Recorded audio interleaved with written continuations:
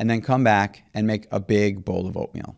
And obviously, I've created Creatures of Habit because that oatmeal that he told me to eat, I didn't question it, was a win for me. This guy told me to do it. He was successful. He was healthy. He was sober. He had the things that I wanted.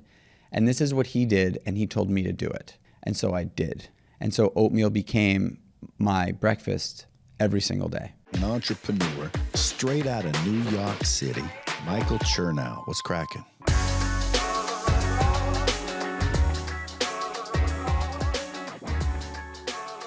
I want to tell you my story. I want to give you the uncensored story of why I am here with you today and why Creatures of Habit exists. A lot of people have said, Chernow, you've got a really good founder story. You got to start telling it more. And so I've been on a bunch of podcasts where I've told this story, but I don't think I've actually told you the story. And so I want to take the next 20 minutes or so to really walk you through my story and why the Creatures of Habit brand exists, why I'm so passionate about this mission and brand.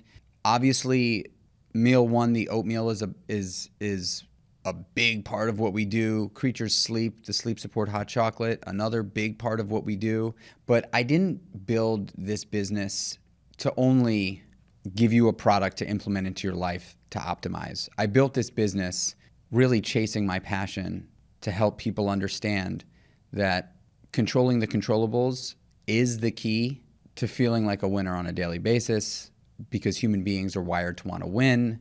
Whether you believe that or not, I'm here to tell you it is truth. We are wired to want to win.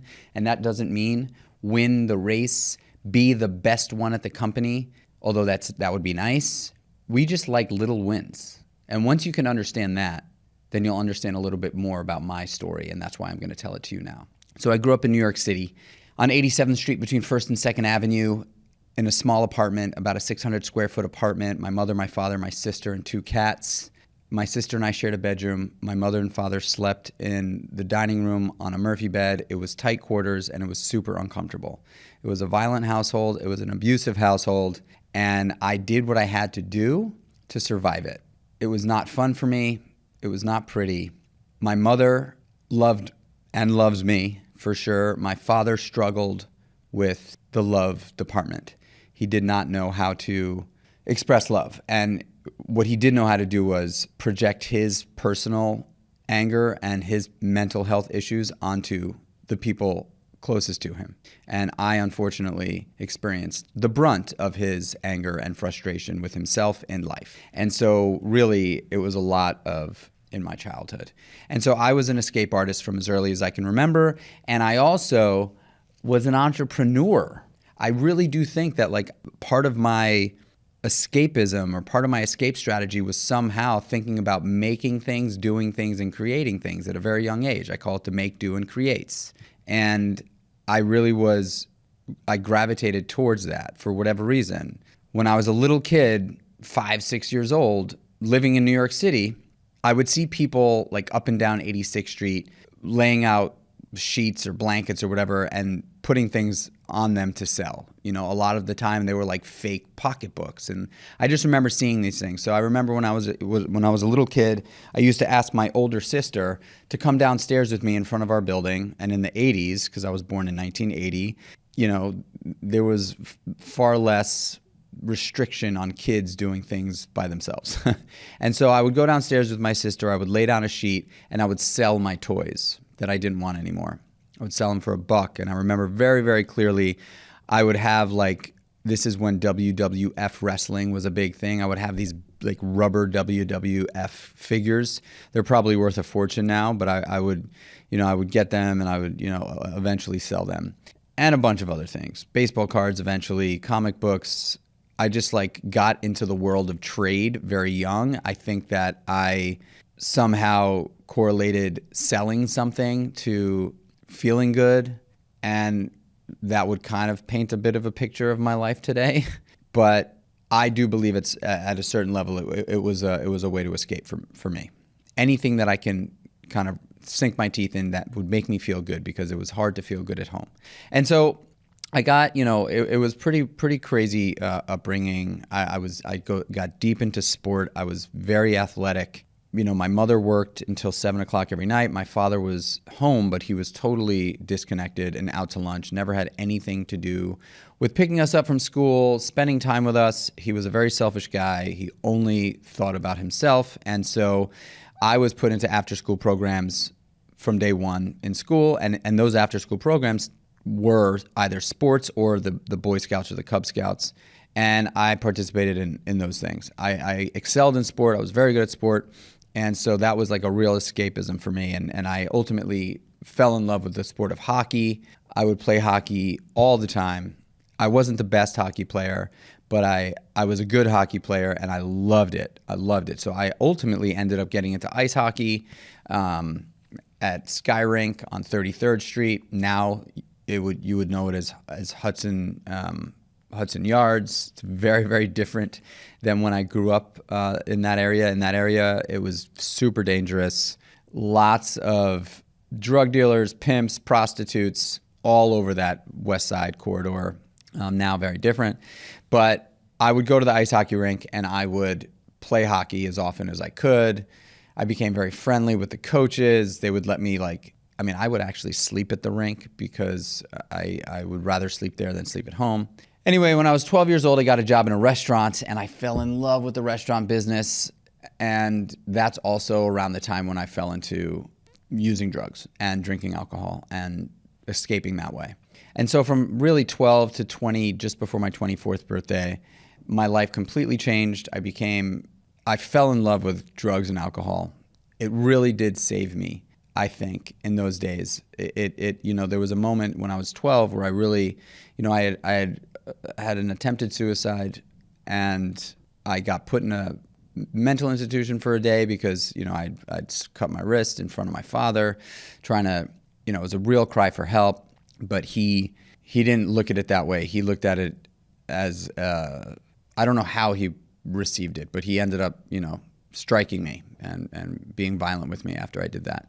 So I kind of just gave up a little bit. I gave up a little bit at that point in my life. And I dove deep into the world of the night, of the darkness. Alcohol and drugs became my life. And I would go to raves, and I ended up getting into drug dealing at a young age. And all through high school, I was pretty much high the whole time, but always worked in restaurants and always kept a legitimate job in restaurants. And I worked in restaurants all through high school. I went to Hunter College for about a year and change. I slept through the whole thing, realized that it just wasn't for me because I was far more interested in getting high and doing unsavory things. And around 2021, my father died. It was a great excuse for me to just go deeper into my addiction. I used my father's death as an excuse to continue to, be a reckless human. And it just was a pretty quick spiral down over the next 3 years. The drug use became a real reliance. I needed it. Alcohol was always there.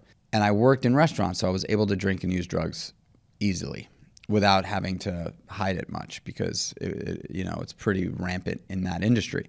Anyway, I finally got into the really dark side of drugs and began using heroin. And then I had eventually overdosed. And 2 weeks after I overdosed, I still needed, I thought that was it, but I needed 2 more weeks to really scrape the bottom of the barrel. And I asked for help eventually, and help came. I never thought I was going to live past 25. But here I am now at 44, living the best life I know. So I asked for help, and a guy showed up, and he listened to me. I wish I could tell you I knew exactly what I was feeling when I asked for help. I wish I could freeze that moment, that feeling, because addiction is so powerful. It's so powerful. A lot of people think that addicts just are able to just stop if they really want to. I struggled with it for years, wanting to stop, and I just didn't know how to, or didn't think I had the strength to actually stop because I was so deep in. The truth of the matter is that you can stop. You're listening to a living, breathing human being who has stopped and has stayed stopped for over 20 years. So why Creatures of Habit? Well, And I know it's kind of weird how this crazy story is the catalyst to why I launched Creatures of Habit, because I'm not in the recovery industry. I'm in the CPG, wellness, better for you industry. But you'll understand why it all comes full circle eventually, over the next 10 minutes or so. So I asked for help. Again, I wish I could freeze that moment, because then I think I'd be able to help even more people. But I don't remember exactly what it was. But basically, I'd slept through work. My boss fired me. I begged him for my job. He said, I'll give you an opportunity and I was bartending at the time. He said, you can come to the restaurant in the morning and clean the restaurant with the porters, but I can't let you work in the restaurant.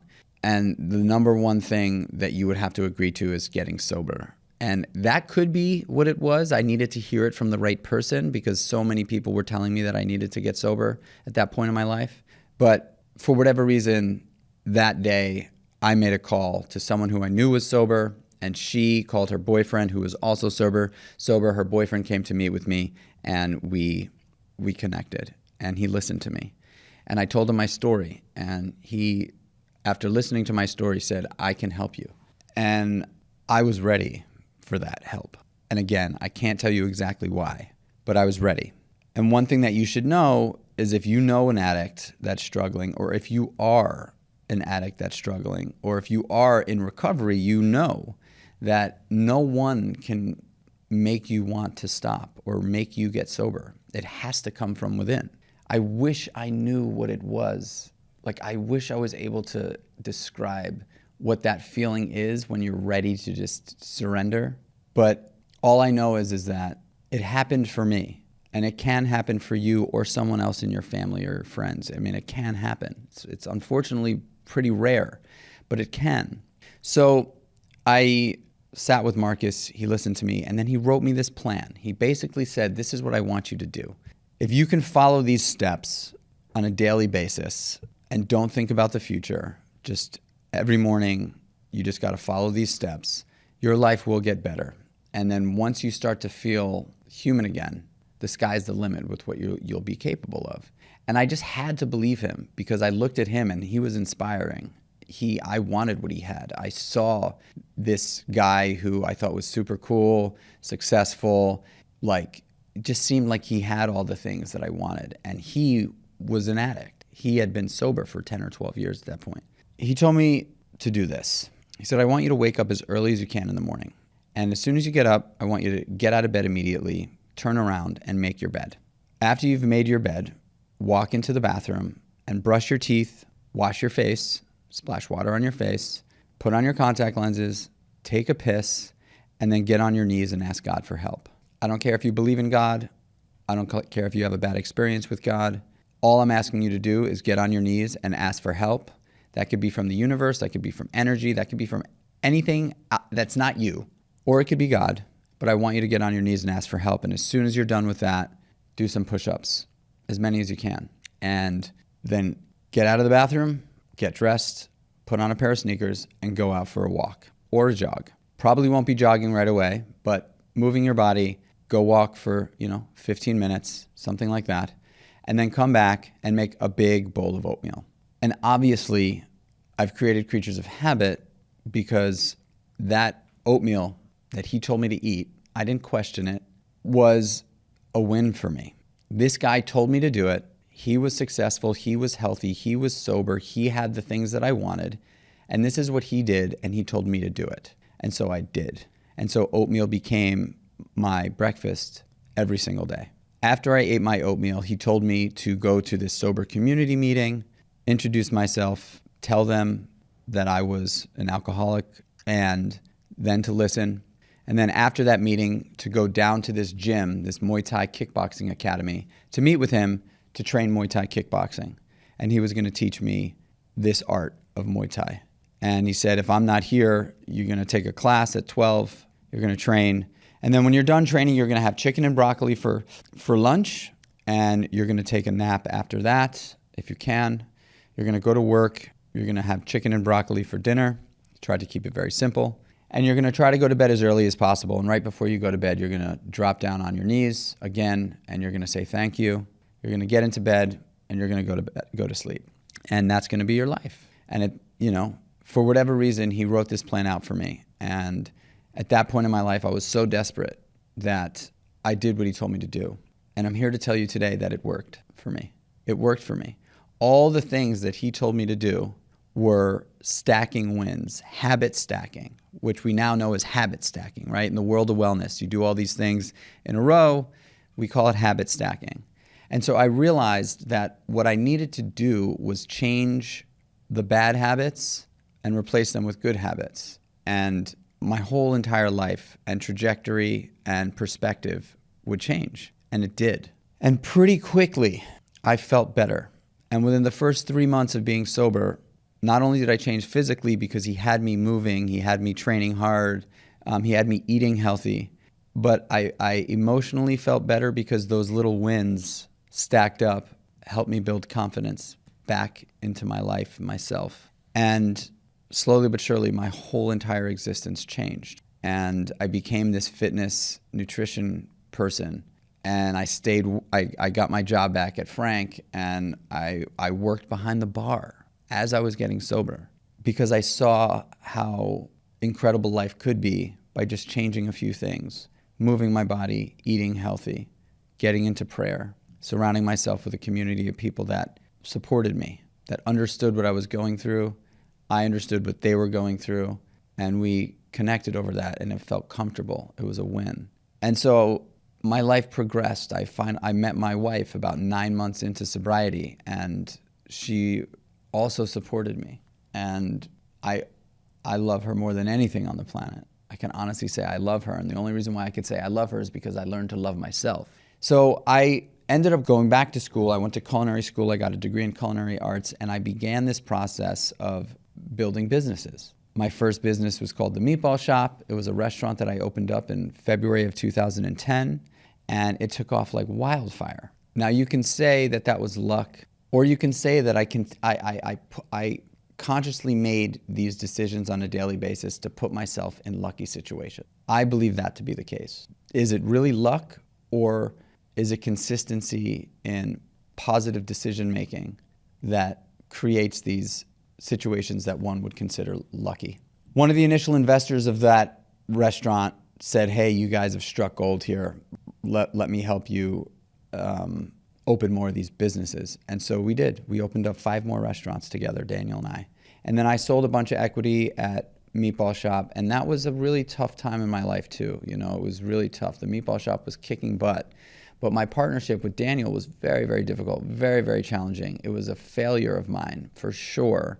What I learned in that process is it was very, very difficult for me to not be able to step out of myself and put myself in someone else's shoes to see their perspective on a certain situation. And so that makes for a really difficult partnership, right? Like if you can't see it from the other person's side at all, whether they're right or wrong, it's very, very difficult to be simpatico. You have to be able to step back, hear what other people are saying, appreciate what they're saying, allow that to somewhat impact how you feel or how passionate you are about a specific situation, and then ultimately be able to make a sound decision. And the two of us were young, and it was really our first business, and we battled a lot. So I ultimately ended up selling a bunch of equity at that company and creating my second restaurant concept, which is called Seymour's, and that one also was very successful. And I scaled that business to 6 restaurants and sold equity to my partner there in 2019. And this is when Creatures of Habit began to take shape. So I had spent many years from 12 to 39 in the world of restaurants. So what is that? 22, 32, 27 years working in restaurants as both a technician and a restaurant owner. And I knew when the pandemic hit that something needed to shift. I knew that I had to pivot out of the restaurant business. Now, before Creatures of Habit was what it is today, I had created this brand called Creatures of Habit that was going to be a restaurant in New York City, and I was going to use the restaurant as an incubator for a line of consumer packaged goods. So it was going to be this great restaurant, but I wasn't going to scale the restaurants because I knew that I didn't love doing that anymore. I wanted to have one restaurant that was a wellness restaurant, that was a cool spot in New York City that people can get healthy food, but it would be in an awesome environment, not like a kind of hippy dippy, crunchy, vegan style environment. It would be just this really awesome restaurant with a great vibe, but the food just so happened to be healthier. And then we were going to make products within that restaurant and have a little retail component to the restaurant and bottle sauces and make overnight oats and do things like that people could ultimately grab with them on their way out. And whatever people were taking home with them, we were going to ultimately invest in to develop a line of consumer packaged goods called Kreatures of Habit. And that was how I was going to scale that business. Well, the pandemic hit and I had investors lined up for it, and I basically called it off. I told everybody that what's going on in the world right now does not make sense to open up a brick and mortar business. I'm going to pause and we'll see how this thing goes. And my wife and I decided to move out of New York City and move to our house in upstate New York. And it gave me an opportunity to really think about what the future would be for me in my career, because the career as I knew it in the world of restaurants had come to a screeching halt. Nobody knew what to expect in that business. And I really took 3-4 months to do a deep dive, and I hired an executive coach, a woman named Megan Dolce, who's also a very good friend of mine. And she really helped me see that I am a creative entrepreneur. A restaurant was a medium for me, but I could really create in any industry if I wanted to. And so I had already been thinking about CPG, which is consumer packaged goods, anything that's in a package.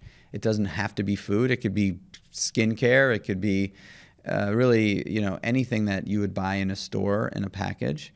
I knew that I wanted to be in that industry, and I knew that I needed to be in wellness. I knew that I needed my business to align way more with my passion for wellness, because I knew that my story doesn't exist without wellness. And so I took those months to really figure out what I was going to do. And I was on a run, which is where I get a lot of my great thinking done. And it all came to me.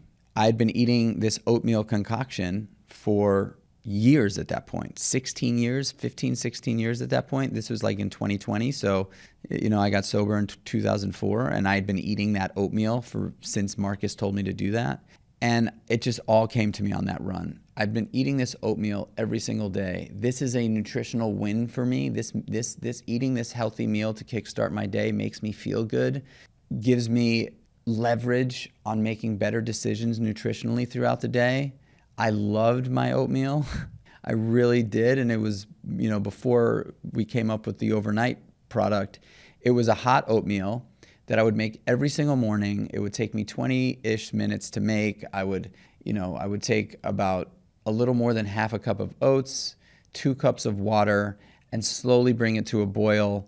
I would let it boil for 5-6 minutes, and then I'd let it simmer for about 10 minutes just to really get the oats to the right consistency.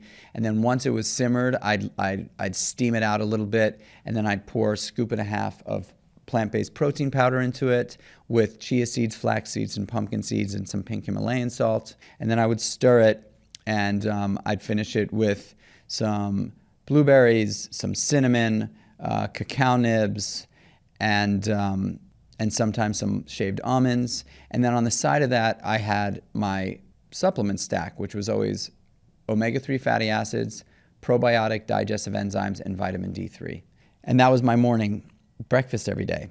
And so I on this run said, man, if I can figure out a way to get all of that stuff into a pouch, not only will I be able to share this like monumental habit with the world, this habit that I believe so much in, because nutrition, what we put into our body truly does dictate how we feel. Not only how we look, how we perform, but also how we feel. And when you eat healthy food, you feel good. You also perform well, and it ultimately contributes to how you look. And so I said, wow, like if I can give people a springboard in the morning, like I use this thing to make better decisions nutritionally throughout the day. And this, by the way, was also like a catalyst to my complete 180 in life. This is one of the first things he told me to do every single morning that I stuck with. And so is oatmeal like a big part of my overcoming adversity story? Hell yeah, it's a big part of it. And it all came to me on that run. I said, man, if I can get this stuff into a pouch, I think I can help a lot of people. And it will give me an opportunity to truly tell my story, because I know what made me feel comfortable on a day-to-day basis, comfortable enough to want to continue on the recovery path. I know it was the other people around me that told their story that I related to, that made me feel comfortable enough to literally want to continue. And so if I can get this oatmeal into a pouch, I think I'll have a business that can help a lot of people, because it's a habit that I've been doing for so long. It's what I fuel my body with, and it's fueled me through competitive sport, traveling. I mean, I'm talking about, I eat this thing, I eat it every day. Still, every day. Unless I'm doing some kind of crazy, gut rebuilding protocol like I kind of am right now, where I can't have it every day because I have this very restrictive diet. But by and large, meal one is my breakfast every single day. And so I got home from that run. I told my wife, this is what I'm going to do. She thought I was absolutely out of my mind. But I said, I really believe I've got something here. Like, it is so authentic to me. I could really, really stand behind this thing. There's so many products in the wellness world today. There's so many. There's, like the what to eat and what not to eat, the supplements to take and the supplements not to take. I just knew that I can create something that was just a no-brainer for everyone and anyone. I had a call the other day. I speak to a lot of people in the community.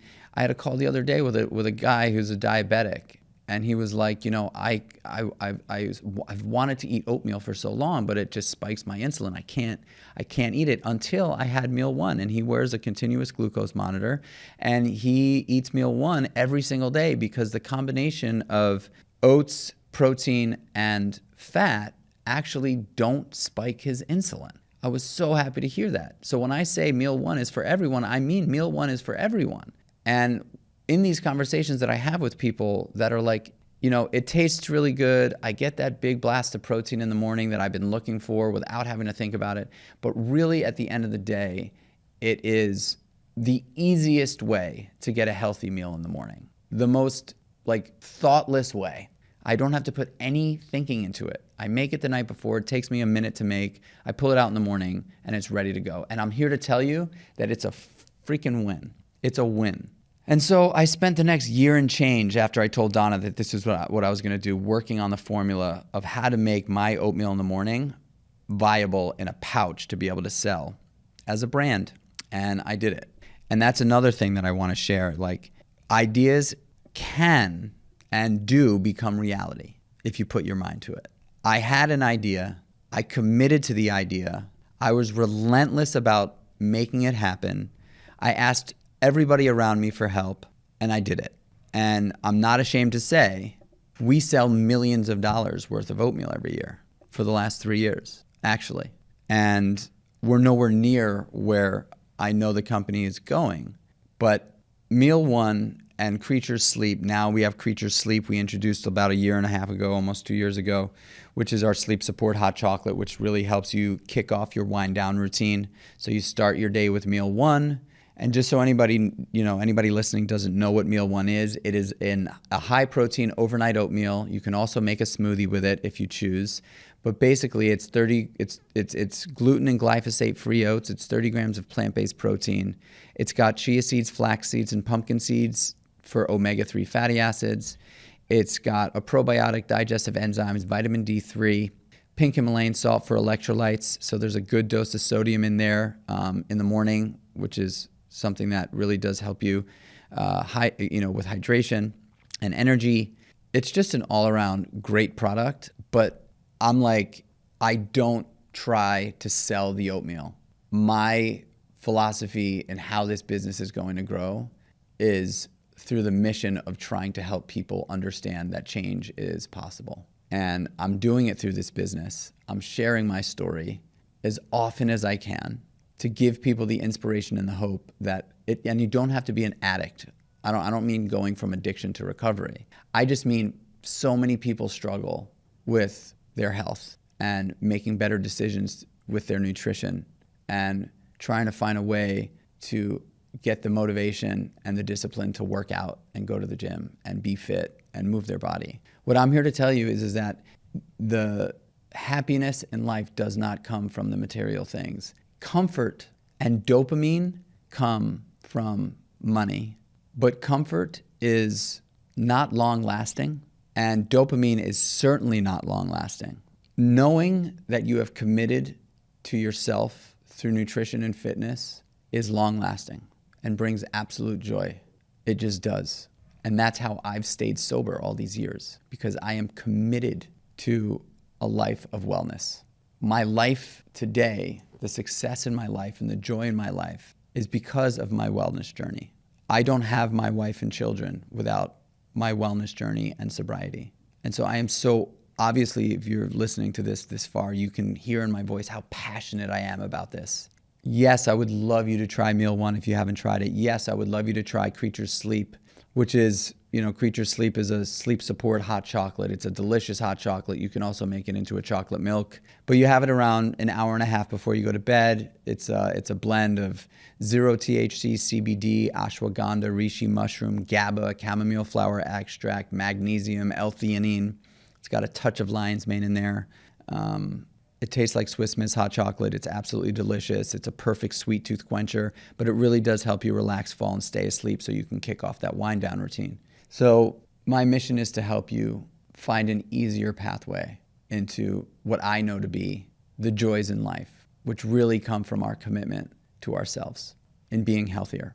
And if I can be even a blip on your radar in that journey, that's my life's work. So that's my story. And I'm so deep in the thick with Creatures of Habit. I love this brand. And there are moments, I'll be honest with you, I'll be transparent, I'm like a very out in front human. I like to be around people and constantly socializing, and people are my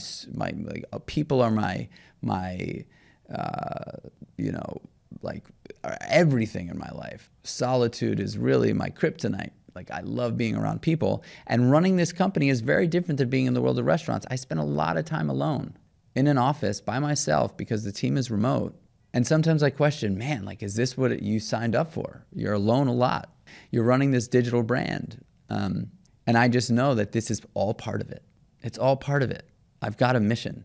I want to help as many people as possible feel good about themselves. And it's not necessarily only about, trying to help addicts find their way out of the shackles of addiction, although that's a big part of it. I want to just help people that are struggling find a few little things that they can include in their lives and hear my story and potentially relate. And that is what this brand is. And I'm not going to stop until we impact millions of people's lives. I'm going to keep pushing hard, no matter how hard it gets. You hear about these brands that all of a sudden are doing $100 million in sales. And, yes, I want to get there. Yes, we will get there eventually. But right now, for me, it's about the mission, trying to impact as many people's lives with this story and hope that they want to opt in and try the product. I'm so grateful for you all listening to the podcast. It would mean the world if you'd subscribe to the podcast. We're really trying to grow this thing. This podcast has been such a fun part of the job for me, Creatures of Habit. This is my way of really communicating with you, unless you're one of the people that I've connected with and call. I call a lot of people from the Creatures of Habit community. I spend a lot of my time making phone calls because I again, need that as a people person. But that's my story. And I'm really telling you that I've overcome adversity, and wellness has been my ticket through it. Share this podcast with someone that you think might appreciate it. I love you guys. Appreciate you. Until the next one. Peace.